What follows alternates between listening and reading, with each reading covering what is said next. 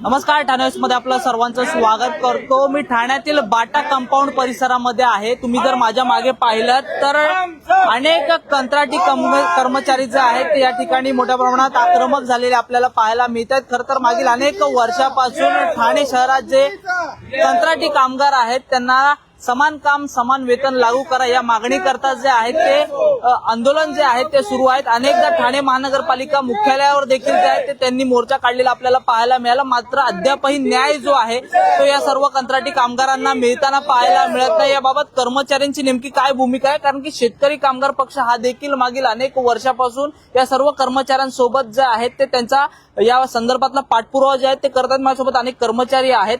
दादा, कर्मचाऱ्यांना कायम करा किंवा समान काम समान वेतन ही मागणी अनेक वर्षापासून आपली आहे, अद्यापही मागणी पूर्ण होत नाहीये, अनेक आंदोलनं केली, काय आता भूमिका? नमस्कार, मी मंगेश गंगाराम खंडागले। तर माझी प्रथम मागणी आहे की ठाणे महापालिका ठेकेदार यांचा जो करारनामा झालेला आहे त्यामध्ये किमान वेतन त्यावर शेषशाही लेवी दिली जाते। त्या शेषशाही लेवी मार्फत कामगारांना बोनस, एसआयसी, ग्रॅज्युएटी रक्कम ही रक्कम अदा केली जाते, परंतु याचा उल्लेख कुठल्याही पगार ठेकेदार देत नाहीये। जर का हा पूर्ण हिशोब कामगाराच्या पगारासोबत नमूद करून आला तर कामगारांना पगार होईल 32,000 रुपये। त्या बेसवरती कामगारांना लोन सुद्धा चांगल्या मिळतील, 10-15 लाख रुपये लोन सुद्धा कामगारांना मिळतील व कामगारांचे थोडंसं काहीतरी पुनर्वसन होईल। त्या अनुषंगाने सांगतोय, प्रथम मागणी आहे की कराराप्रमाणे शेषशाही लेवीचा पूर्ण हिशोब कामगाराच्या पगारासोबत नमूद करण्यात यावा। दुसरी गोष्ट, कामगारांना एसआयसी नाहीये, मेडिकल सुद्धा नाहीयेत, याचा पाठपुरावा आम्ही केलेला आहे। महापालिकेच्या बरोबर आमदार खासदार सर्वांच्या केलेला आहे, पत्रावर केलेला आहे की मेडिकल सुद्धा 10,000 कामगार देण्यात यावी, जेणेकरून रस्त्यावर साफसफाई काम करतायत। एखादा ऍक्सिडेंट झाला किंवा काय झालं त्यांना वाली कोणच नाहीये, सो खर्चाने आपला कामगारांचा हॉस्पिटल खर्च करावा लागतो। तर यासाठी जे बंद झालेले आहेत ती पुन्हा सुरू करण्यात यावी। प्रथम त्याचा कामगारांना लाभ होईल, आणि दुसरी गोष्ट म्हणजे जो करारनामा झालेला आहे त्या हिशोबाने कामगारांना सोबत देणं घेणं मिळालं पाहिजे। आणि दुसरी मागणी आहे समान काम समवेतन। हा समान काम समवेतन हा छत्रपती हॉस्पिटल कामगारांना लागू झालेला आहे। हायकोर्टाची ऑर्डर आहे की ह्यांना हे दिलं पाहिजे, त्या कामगारांना थकबाकी मिळालेली आहे, परंतु अद्यापही समान काम समवेतन महापालिका अदा करत नाहीये। याचं काय कारण आहे ते अधिकारी सांगू शकतात, परंतु ही रक्कम त्यांना मिळायला पाहिजे आणि समान काम समवेतन कामगारांना दिलं गेलं पाहिजे। याआधी देखील आपण शेकडो कर्मचाऱ्यांसमोर महापालिकेवर मोर्चा काढलेला आहे, परंतु मागणी मान्य होत नाहीये, काय नेमके अडथळे? खरं तर ठाणे महापालिका ठेकेदार करारनामा झालेला आहे, या बेसवरती अनेक पत्रव्यवहार महापालिका केलेला आहे। तर महापालिका उत्तर देते की सदर आम्ही सर्व ठेकेदाराला अदा केलेला आहे। तर ठेकेदार अदा केलेला आहे, आता ठेकेदार कामगारांना फसवणूक करतोय, भ्रष्टाचार करतोय, तर ही रक्कम अधिक महापालिकेचा पूर्ण याच्यावरती दबाव पाहिजे की कामगारांना कुठल्या सोयीचा दिल्या की नाही दिल्या याचा अहवाल ठाणे महापालिकेने सादर केला पाहिजे, ठेकेदाराकडे मागितला पाहिजे की कामगारांना काय काय सोयी दिल्या गेल्या दर महिन्याला, पगार व्यवस्थित भेटला की नाही भेटला, कामगार एसआयसी ज्या गोष्टी आहेत, हँगलोज आहे, मास आहे, या गोष्टी ठेकेदारांनी पुरवल्या नाही पुरवल्या, याचा अहवाल ठेकेदाराला दर महिन्याला सादर करायचा आहे। परंतु अधिकारी दुर्लक्ष करतायत। अधिकारी असं वाटते की ठेकेदार दावणीला बांधले गेलेले आहेत ठाणे महापालिकेचे। पावसाळा सुरू आहे, पावसाळ्यामध्ये अनेक कर्मचाऱ्यांना विविध समस्यांना सामोरं जावं लागतं, याबाबत देखील कुठली भूमिका महापालिका असेल किंवा कंत्राटदार असेल घेताना पाहायला मिळेल? खरं तर कोणताही अधिकारी इथे चौकशी करण्यासाठी येत नाहीये की तुम्हाला काय सुविधा मिळाल्यात काय नाही मिळाल्यात, ठेकेदार पण इथे बघायला पण येत नाहीये, त्यांचं काय साठवट आहे त्यांनाच माहिती आहे। परंतु कामगार जे आता पावसामध्ये कोरोनामध्ये जे कामगारांनी काम केलं होतं त्या टायमात सरकारने एक जाहीर केलं होतं की जो मृत्यू कामगार होईल कोरोनामध्ये त्याला 50 लाख रुपये दिले जातील त्याच्या घरच्यांना। जर 50 लाख रुपये मेल्यानंतर देणार असते त्या घरच्यांना तर जिवंतपणे कामगारांना एसआयसी चालू करा ना, मेडिकल सुद्धा 10 लाखापर्यंत द्या कामगारांना, जेणेकरून काही लाभ कामगारांना होईल आणि घरच्यांना पण होईल। आज आम्ही कचऱ्यामध्ये काम करतोय, आज ठाणेकरांची गु घाण साफ करतोय, त्या घाणीत अनेक रोग आम्हाला होत आहेत। आमच्या फॅमिलीला पण आम्ही असंच जातो घरी, इथं नाही पाण्याची सोय, आंघोळीची सोय काही नाहीये, या असं आम्ही पूर्ण रोगराई आमच्या घरापर्यंत पोहोचतोय। उद्या आमच्या मुलाबाळांसाठी जर रोगराई झाली तर आम्हाला हॉस्पिटल खर्च कोण देणार आहे? 18,000 पगारामध्ये घर खर्च चालवणं खूप कठीण झालेलं आहे कामगारांना। आपल्यासोबत शेतकरी कामगार पक्षाचे प्रसाद साळवे आहेत, आपण त्यांच्याशी देखील संवाद साधणार आहोत। तर सर, मागील अनेक वर्षापासून शेतकरी संघटनेच्या वतीने, कामगार संघटनेच्या वतीने या सर्व कर्मचाऱ्यांच्या बाजू आपण मांडताय, परंतु अद्यापही कर्मचाऱ्यांना न्याय मिळत नाही, काय नेमके अडथळे? अडथळे काहीच नाहीये, ऑलरेडी इकडे सत्ताधारी पक्षाला हा मार्ग मार्गी लावायचा नाहीये। आज सत्तेमध्ये केंद्रामध्ये सत्ता भारतीय जनता पार्टीची आहे, राज्यात भाजप आणि शिवसेना युतीची आहे, ठाणे महानगरपालिकेमध्ये भाजप शिवसेना युतीची आहे, मग अडथळा करतोय कोण ते तरी क्लिअर सांगावे।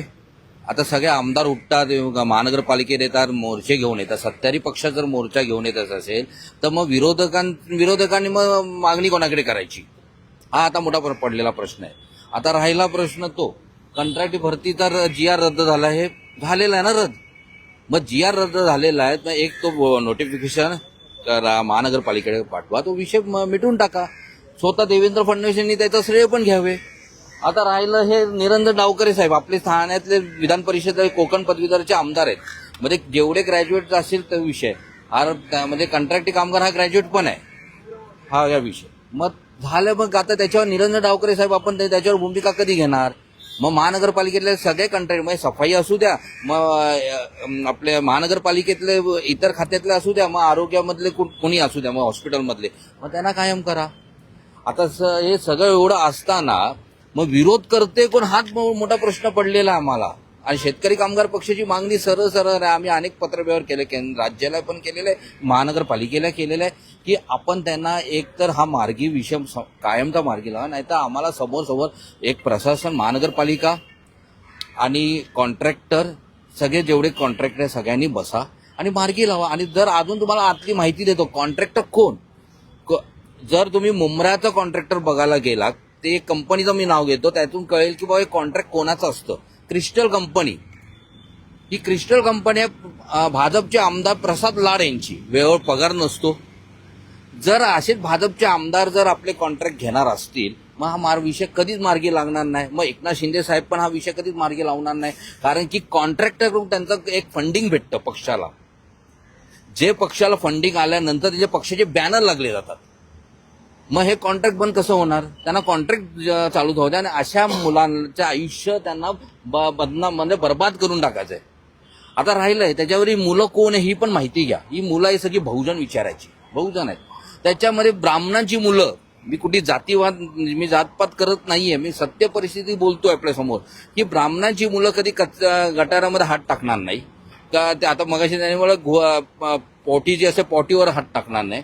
मग इकडे जे डम्पिंग आहे तिथे जाऊन तो कचरा उचलू शकत नाही. मग आता ह्या मुलांनी त्यांची नावाच्या पुढे कंसा ब्रॅकेटमध्ये जोशी, लेले, पटवर्धन, त्याच्यानंतर हेडगेवार, गोवळकर, पेंडसे, आणि देशपांडे अशी नावं त्यांनी लावल्यानंतर या बीजेपी सरकार त्यांना नाही देऊ शकते आता पलीकडे, असं मला आता वाटतंय. तरी सुद्धा आमची भूमिका पुढे आहेच, काय घ्यायची ती घेणारच आम्ही. आता बघू कशी काय पुढची भूमिका. ठाण्यात तुम्ही बोललात भारतीय जनता पार्टी केंद्रात सरकार आहे, राज्यात देखील भारतीय जनता पार्टीचे सरकार आहे. ठाण्यात मात्र 25 वर्षे शिवसेना त्यांचं या ठिकाणी सरकार आहे. उपमुख्यमंत्री एकनाथ शिंदे यांचं महापालिकेमध्ये महापौर त्यांचा आहे. याबाबत आपण महापौरांशी काही संवाद केलेला आहे, आयुक्तांसोबत काय याबाबत चर्चा झालेली? जेवढे आयुक्त येतात, आयुक्तांची भूमिका पॉझिटिव्ह असते, त्यांच्यात टांगती तलवार असते ह्या भाजपच्या सत्तेधारी अपक्षाच्या आमदार आणि शिवसेने. आता सध्या तरी 11 वर्ष भाजपची सत्ता आहे. त्याच्यामध्ये 2.5 वर्ष उद्धव ठाकरेंना भेटली होती, उद्धवसाहेब ठाकरेंना. त्याच्यानंतर आता एकनाथ शिंदे बसले, म्हणजे 5 वर्ष आपली अशी गेली. तेव्हाही आम्ही मागणे, अनेक आयुक्त येऊन कोविडपासून ते आतापर्यंत अनेक आयुक्तांशी आमची बोलणं झालेलं आहे. ते सर्व बोलतात आम्हाला प्रॉब्लेम काही नाहीये, प्रॉब्लेम हा सगळा तिकडेच आहे. बोलतोय जर एकनाथ शिंदे साहेबांनी भूमिका आत्ता जर आम्हाला नोटीस दिलं तर आम्ही आत्ताच आता हे सगळं क्लिअर करतो.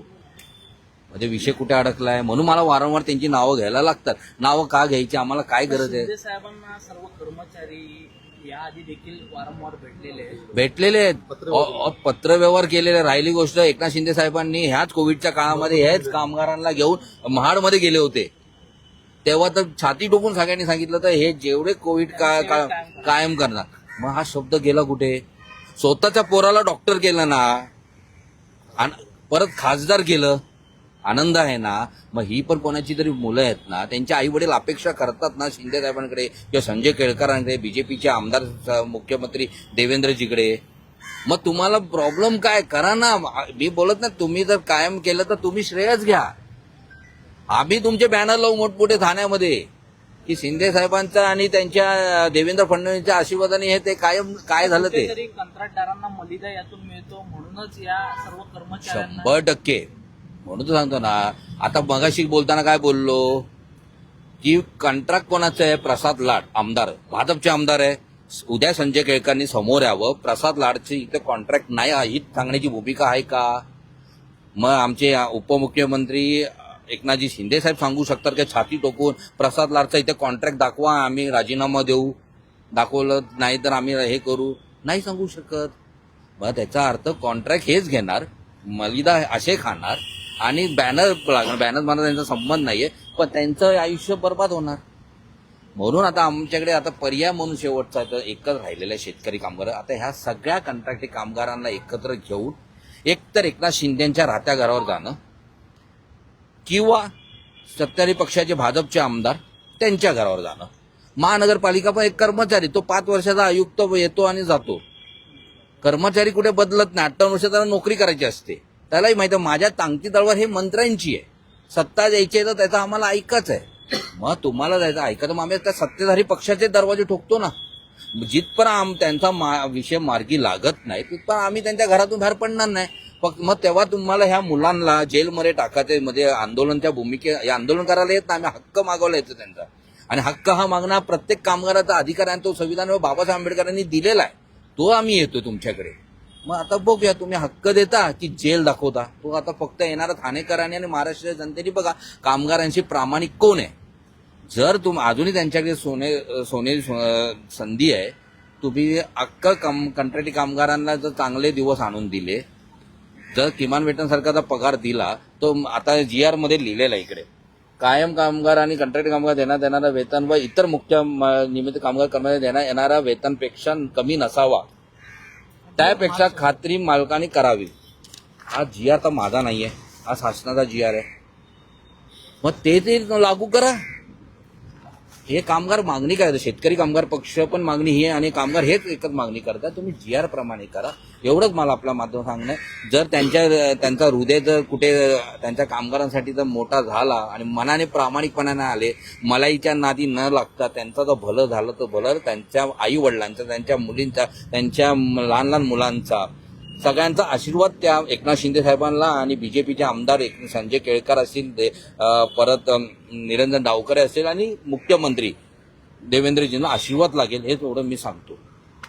नक्कीच आपण पाहिलं असेल ठाण्यातील बाटा कंपाऊंड या ठिकाणी हे सर्व ठाणे शहरातील कंत्राटी कामगार जे आहेत ते मोठ्या प्रमाणात आक्रमक आपल्याला झालेले पाहायला मिळत आहेत. मागील अनेक वर्षापासून आपण जर पाहिलं कोविड काळात देखील या सर्व कंत्राटी कामगारांनी जे आहे ते काम केलेले, मात्र तेव्हा देखील त्यांना शब्द जो आहे तो देण्यात आला की कायम तुम्हाला सेवेमध्ये जे आहे ते करण्यात येईल, मात्र अद्याप ही मागणी जी आहे ती मान्य झालेली नाही. त्यामुळेच हे सर्व कर्मचारी जे आहेत ते मोठ्या प्रमाणात आक्रमक झाले. शेतकरी कामगार पक्ष देखील जो आहे तो मागील अनेक वर्षापासून या सर्व कर्मचाऱ्यांसमवेत जे आहेत ते आपल्याला पाठपुरावा करताना पाहायला मिळतात आणि ते देखील या सर्व आंदोलनामध्ये जे आहेत ते सहभागी झालेले आपल्याला पाहायला मिळतात. ठाण्याविषयी अशाच अधिकृत बातम्या पाहण्यासाठी ठाण्याच्या फेसबुकला लाईक करा, फॉलो करा. धन्यवाद.